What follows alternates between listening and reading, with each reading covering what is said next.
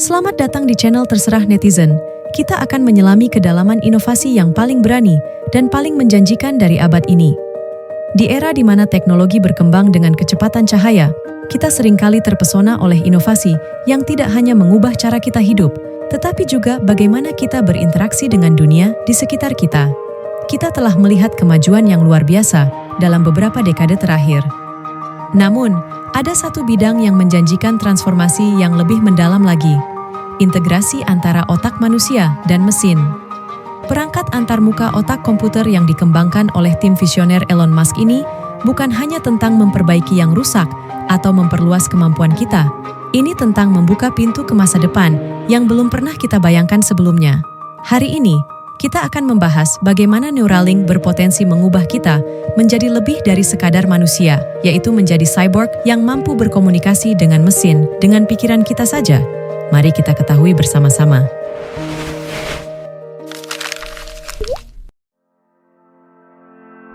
Neuralink adalah perangkat antarmuka otak komputer yang dikembangkan oleh tim Elon Musk.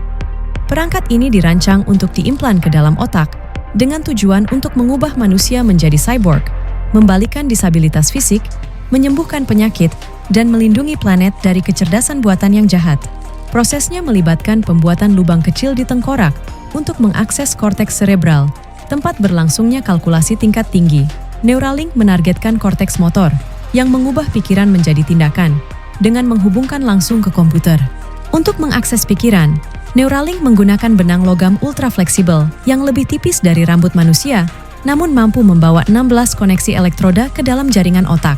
Setiap perangkat Neuralink N1 memiliki 64 benang, yang harus dimasukkan ke dalam korteks dengan presisi tinggi yang tidak bisa dilakukan oleh ahli bedah manusia, sehingga digunakan robot R1 yang mirip dengan mesin jahit. Robot ini memiliki sistem penargetan canggih untuk menghindari pembuluh darah, dan hanya menembus lapisan abu-abu permukaan otak.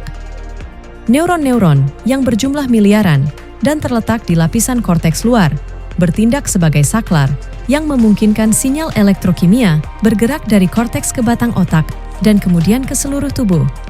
Setiap aksi tubuh manusia, mulai dari berkedip hingga menendang bola, dimulai dengan aktivasi neuron tertentu. Dengan memasukkan benang elektroda ke dalam otak, Neuralink bertujuan untuk membaca dan memanfaatkan aktivasi neuron ini untuk mengontrol perangkat digital. Neuralink berupaya membaca sinyal otak yang dikirimkan oleh neuron, yang berfungsi seperti saklar biner, aktif atau tidak aktif. Dengan menginterpretasikan aktivitas ini sebagai kode komputer, Neuralink dapat mendekode sinyal-sinyal seperti menggenggam tangan. Jika ada kerusakan fisik seperti cedera sumsum tulang belakang, Neuralink bisa membaca sinyal dari korteks dan menciptakan jembatan elektronik yang mengabaikan kerusakan fisik untuk mengirim pesan ke sistem saraf atau bahkan ke lengan robotik yang merespons seperti lengan biologis. Elon Musk memprediksi bahwa dalam dekade berikutnya, teknologi ini akan memungkinkan kontrol perangkat digital secara langsung dengan pikiran. Implan N1 Neuralink yang berukuran sekecil koin dan setebal jam tangan sering disebut sebagai Fitbit di tengkorak oleh Musk.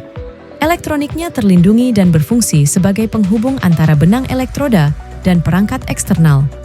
Ini adalah langkah besar menuju integrasi antara manusia dan mesin, dengan potensi untuk mengatasi batasan fisik dan meningkatkan interaksi manusia dengan teknologi. Implan Neuralink dirancang untuk duduk di atas otak, di dalam lubang yang dibuat di tengkorak, dan ditutupi oleh kulit sehingga tidak terlihat dari luar.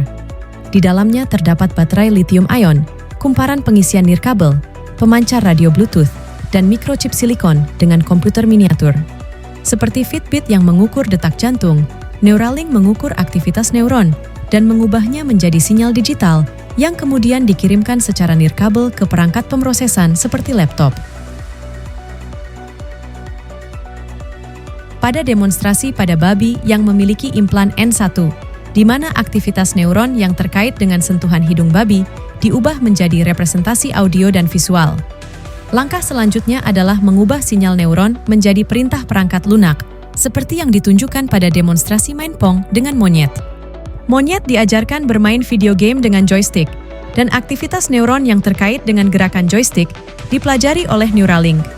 Setelah memahami pola ini, Neuralink dapat mengambil sinyal neuron langsung dari implan N1 ke komputer, mengubahnya menjadi perintah untuk video game, dan akhirnya menghilangkan joystick sepenuhnya, memungkinkan monyet untuk mengontrol permainan hanya dengan berpikir tentang gerakan pedal. Proses ini menunjukkan potensi Neuralink untuk memungkinkan kontrol langsung perangkat digital dengan pikiran, menghilangkan kebutuhan untuk perantara fisik seperti mouse atau trackpad. Ini membuka kemungkinan baru untuk interaksi antara otak manusia dan komputer, dengan aplikasi yang luas mulai dari membantu mereka yang memiliki kerusakan fisik hingga meningkatkan cara kita berinteraksi dengan teknologi. Neuralink bertujuan untuk menghilangkan batasan antara manusia dan mesin dengan memungkinkan komunikasi langsung antara otak dan komputer.